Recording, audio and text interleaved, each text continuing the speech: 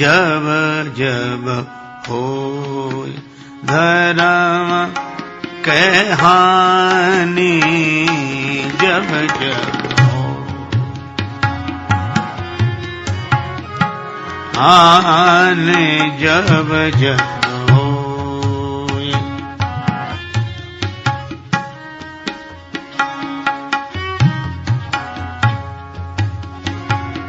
धर्म के हानि, जब जब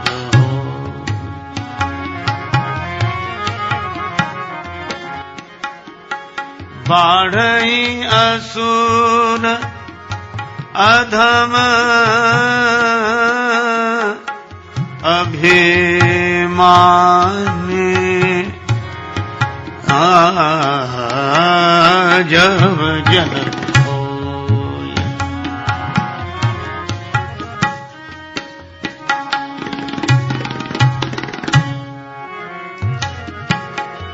करही अनीति, जाए नहीं बरनी, बरनी नेनी,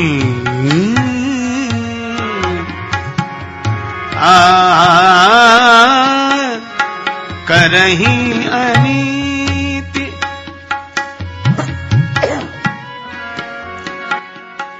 जाए नहीं बरनी, सीधही विप्र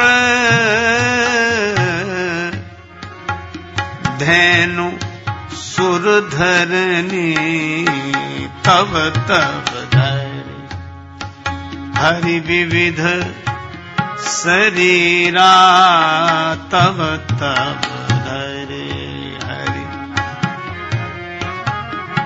शरीरा,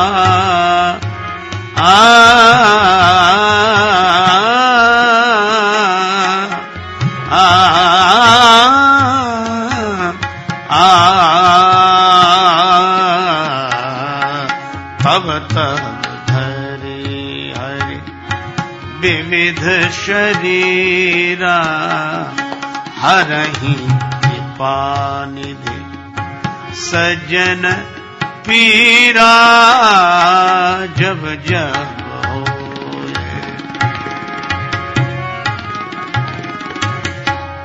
जब जब होए असुर मारि थापई,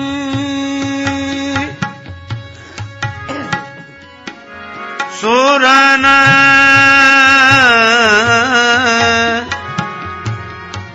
राखई निज श्रुति से, तो जग विस्तार,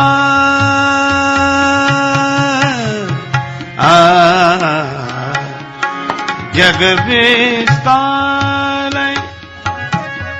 विमल जस राम जन्म कर हे, तो जब जब होय धर्म के हानि, जब जब होय जब जब होय, जब जब होय, जब जब होय धर्म के हानि, जब जब होय, जब जब होय, जब जब होय। कि भगवान के अवतार का उद्देश्य वह अव्यक्त अपने को किसी रूप में व्यक्त कब करते हैं, निराकार साकार कब होते हैं, निर्गुण सगुण कब होते हैं, किन परिस्थितियों में होते हैं? तो श्री रामचरितमानस में श्री तुलसीदास जी महाराज कहते हैं, जब जब धर्म का ह्रास होता है, हानि होती है। धर्म की हानि से आशय यह है कि जैसे कोई दुकानदार अपनी दुकान में जो सामान रखे हो और उसकी बिक्री न हो, तो दुकानदार को हानि होती है कि हम ऐसी चीज रखे हैं जिसका कोई खरीदार नहीं है, जिसका कोई क्रेता नहीं है। धर्म की हानि का भी यहां यही अर्थ है कि जब धर्म को कोई स्वीकारने के लिए ही तैयार ना हो, जहां धर्म केवल ग्रंथों में रह जाए, जहां धर्म केवल शब्दों में रह जाए, केवल वचनों में रह जाए, जब उस धर्म को धारण करने वाले लोग न हो, धर्म को स्वीकार करने वाले लोग न हो। जैसे कई बार आपने देखा होगा कि दुकान पर लोग जाते हैं तो सामान को देखते तो हैं, पर देखकर चल देते हैं। दुकानदार ने बड़े उत्साह में भरकर वह सामान दिखाया था कि ये देखेंगे तो जरूर खरीदेंगे और इसकी कीमत देंगे और इसे ले जाएंगे। लेकिन कुछ ऐसे होते हैं जो केवल देखते ही हैं, खरीदते नहीं हैं, और अंत में जब वो चल देते हैं बिना सामान लिए, तो दुकानदार उनका मुंह देखता हुआ रह जाता है। बस यही दशा है। धर्म की बात सुनने के लिए लोग आते हैं, सुनते हैं, उत्साहित होते हैं, तो जो धर्म की चर्चा कर रहा होता है वह अत्यंत प्रसन्न होता है कि अब तो ये इस धर्म को सुनकर अपने साथ लेकर जाएंगे, इसे अपने जीवन में उतारेंगे। जैसे वस्तु की कीमत देकर वस्तु खरीदी जाती है, इसी तरह धर्म को अपने जीवन में उतारने के लिए श्रद्धा की कीमत चुकानी पड़ती है, क्योंकि श्रद्धा बिना धर्म नहीं होई। श्री रामचरितमानस तो यही कहता है, श्रद्धा के बिना धर्म हो नहीं सकता। पर दुकानदार तब हैरान होता है कि सामान कोई खरीदता नहीं, देखकर लोग चले जाते हैं। इसी तरह सज्जन दुखी तब होते हैं कि लोग धर्म की बात सुनकर चले जाते हैं, पर श्रद्धा पूर्वक इस धर्म को आचरण बनाने के लिए कोई लेकर जाता नहीं है। और जब ऐसा होने लगे तो धर्म की हानि होने लगी। जब जब हो ये धर्म की हानि, क्यों? धर्म को जीवन में उतारने वाले नहीं है तो लाभ किसे होगा? धर्म की दुकान न चले तो अधर्म की दुकान चलेगी ही। फिर बाढ़ई असुर अधम अभिमानी, जब राक्षस बढ़ जाए, अभिमानी बढ़ जाए, पापाचरण करने वाले लोग बढ़ जाएं, जो हो वही अधर्म को अपने जीवन में उतारने के लिए पूरी तत्परता से तैयार हो जाए, तो धर्म की हानि होगी, अधर्म का लाभ होगा। तो जब जब हो ये धर्म के हानि, बाढ़ई असुर अधम अभिमानी। असुर राक्षसों को कहते हैं। और मुझे कभी कभी लगता है संगीत की दृष्टि से अगर विचार करें तो असुर वह है जो सुर में ना हो,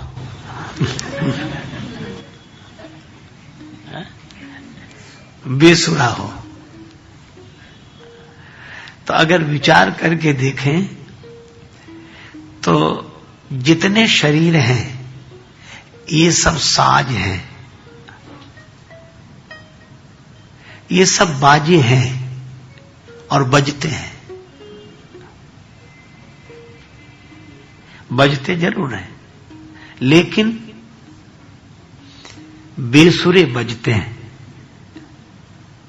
अब उनकी मजबूरी है कि वो बने हैं बजने के लिए तो बजेंगे, पर सुर में नहीं मिले हैं तो बेसुरे तो बजेंगे ही।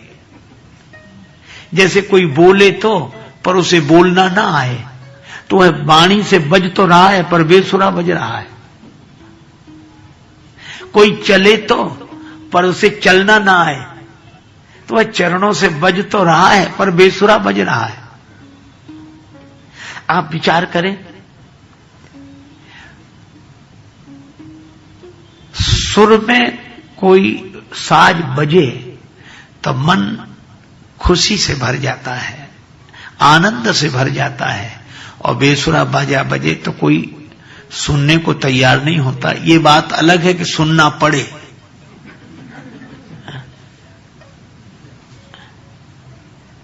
तो असुर वही जो सुर में ना हो, जिसकी आंख सुर में ना हो, जिसका कान सुर में ना हो, जिसकी वाणी सुर में ना हो। अच्छा, अब एक बात यह भी है कि साज बाजार में मिल जाता है। बनाने वाली कंपनियां रोज बाजे बनाती रहती हैं और बाजे कंपनी से बन के बाजार में आते रहते हैं और खरीदने वाले बाजार से खरीद कर लाते रहते हैं। पर एक बात है, बाजा तो आप खरीद सकते हैं बाजार से, बनाया है कंपनी ने, मिल गया है बाजार में, पर उसे स्वर में मिलाना हो तो किसी स्वर के जानकार के पास जाना पड़ता है, किसी उस अनुभवी के पास जाना पड़ता है जिसने उस बाजे को बजाया हो और स्वर में मिलाकर बजाया हो। बस यही हमारे आपके जीवन की कथा है। जैसे बाजा बनता है किसी कंपनी में और बाजा मिलता है बाजार में किसी दुकान पर, इसी तरह ये जो तन का बाजा है, ये शरीर का बाजा है, यह भगवान की कृपा कंपनी में बनता है और माता पिता के द्वारा जगत के बाजार में आ जाता है। भगवान की कृपा कंपनी में बनने वाला यह शरीर का बाजा माता पिता के द्वारा जगत के बाजार में आता है, पर इसे स्वर में मिलाने की जरूरत है। तार तो इसमें है पर इसे स्वर में मिलाने की आवश्यकता है। तब स्वर में कहां मिलेगा यह बाजा? जो इस बाजे को बजाने के अभ्यस्त हों, अनुभवी हों, जिनका स्वयं का बाजा स्वर में मिला हो। तो संतों में और हम लोगों में एक ही अंतर है, यही साज संत के पास है और यही साज हमारे पास है, पर मिले हुए साज का नाम संत है और बिना मिले साज का नाम संसारी है। बात वही है, आंख वही है, वाणी वही है, कान वही है, पर स्वर में नहीं मिला।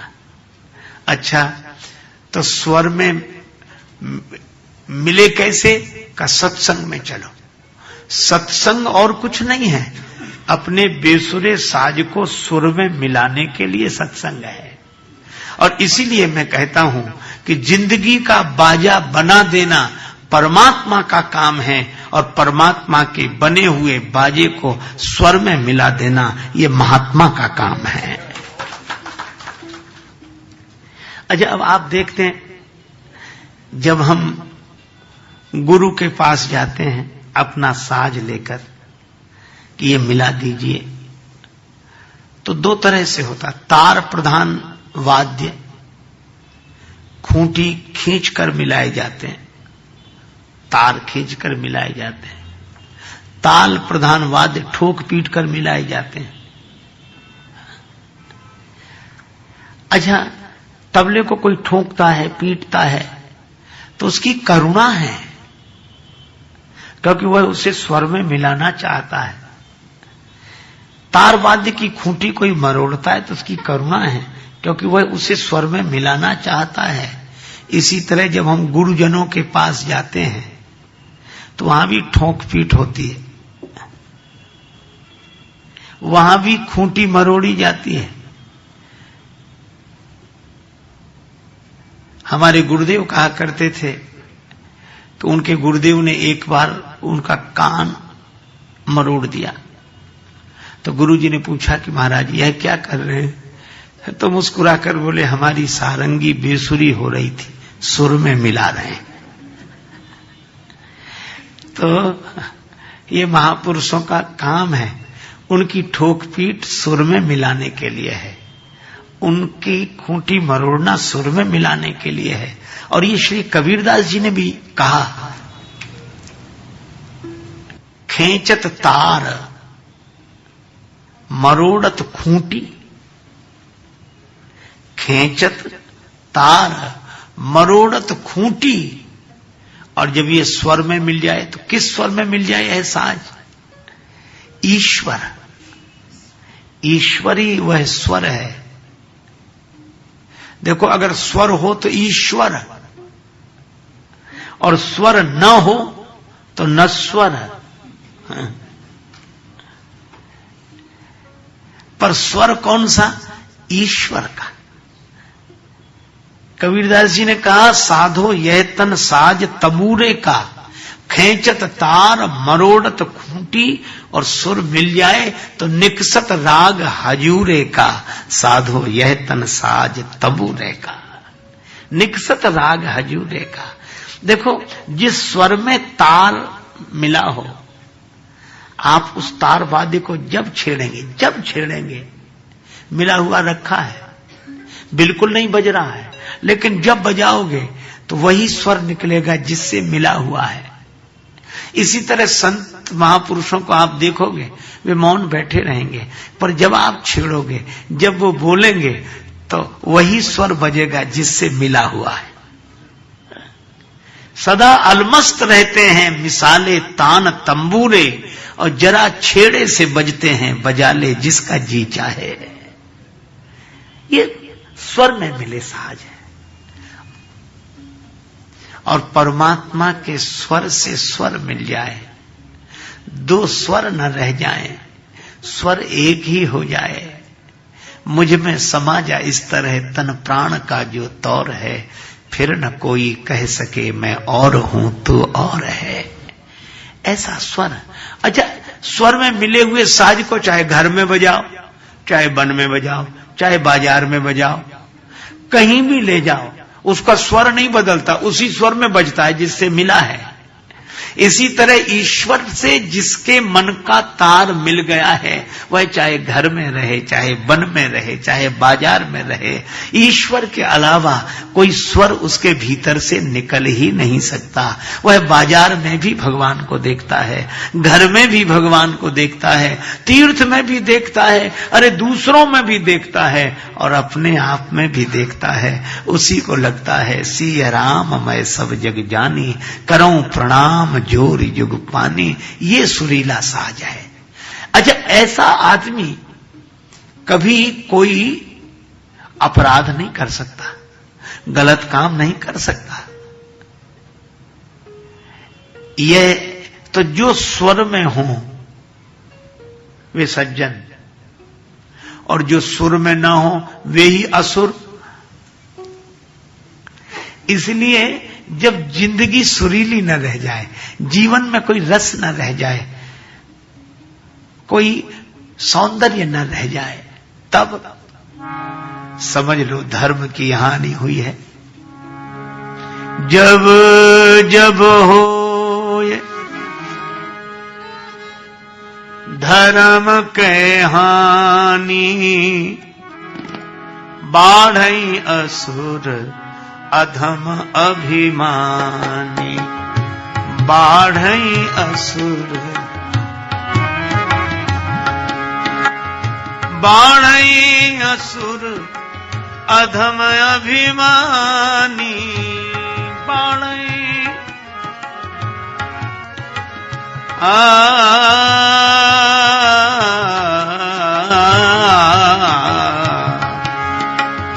बाढ़ई असुर अधम अभिमानी। अधम अभिमानी।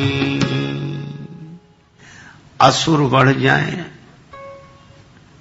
माने राक्षस जो स्वर में न हो, ईश्वर से जिनका स्वर न मिला हो,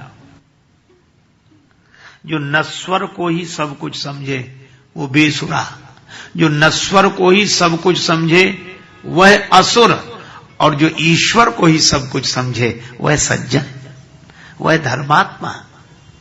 अधम, यद्यपि अधम पापी कहते हैं, पर यह शब्द भी एक ध्वनि देता, अधम, जिसके आने से ही धमाधम शुरू हो जाए। हाँ? आधम के कहते ना, वो आधम के, जो आते ही धमके और धमकाए और धमाधम मचाए। बाढ़ई असुर अधम अभिमानी, जिसने किसी की नहीं मानी उसी को समझो अभिमानी। एक सज्जन कह रहे थे कि काशी में बड़े बड़े विद्वान थे पर हमको कोई हरा नहीं सका, शास्त्रार्थ में कोई हमें नहीं हरा सका। तो एक ने कहा, तू काहे का, तुझे कुछ तो आता नहीं और तुझे काशी के बड़े बड़े विद्वान नहीं हरा पाए, क्यों? तो बोला, हमने किसी की माने ही नहीं। अच्छा, जो किसी की माने ही नहीं वही अभिमानी, किसी की न माने, न माता की माने, न पिता की माने, न गुरु जी की माने, न किसी मित्र की माने, अभिमानी। ऐसे लोग बढ़ जाएं, बाढ़ई असुर अधम अभिमानी। तो नीति नहीं अनीति होती है। करही अनीति जाई, नहीं बरनी अनीत जाई। करही अनीत जाई, सीधहि विप्र धनु सुर धरनी। करही अनीति जाई, करही अनीति जाई, करही अनीति जाई। करही अनीति जाई, करही अनीति जाय। अनीति करें, अनीति का पालन करें जो, तो किस तरह की, कितने तरह की?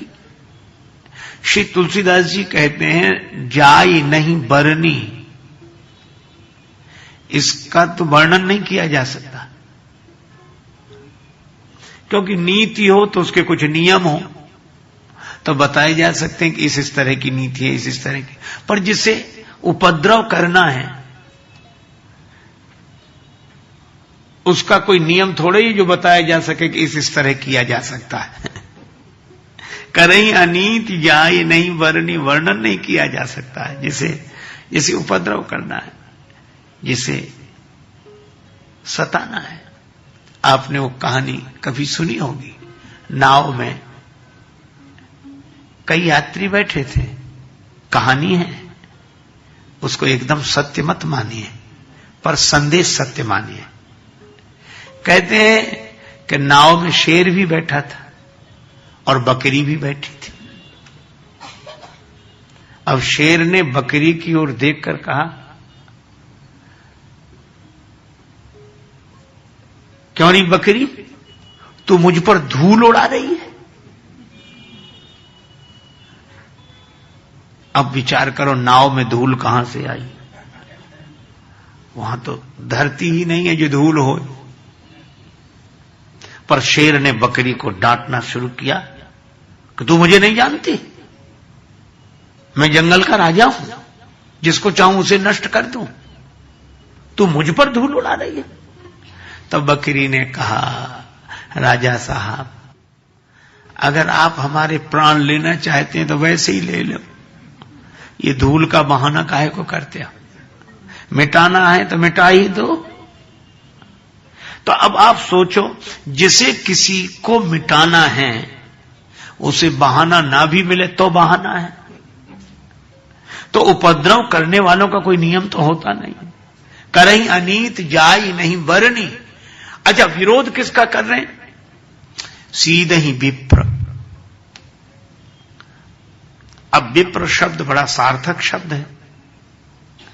वेद पाठी भवेत विप्रः, जो वेद पाठ करे वह विप्र। और वेद पाठ करने वाले, धर्म का ज्ञान रखने वाले और धर्म का आचरण करने वाले और धर्म का दूसरों को उपदेश देने वाले विप्र हैं, ब्राह्मण देवता हैं। तो जो अधर्म करने के लिए उत्पन्न होते हैं वे सबसे पहले धर्म का प्रचार करने वाले, धर्म का विचार देने वाले, धर्म का जीवन जीने वालों का ही विरोध करते हैं। सीधा ही विप्र।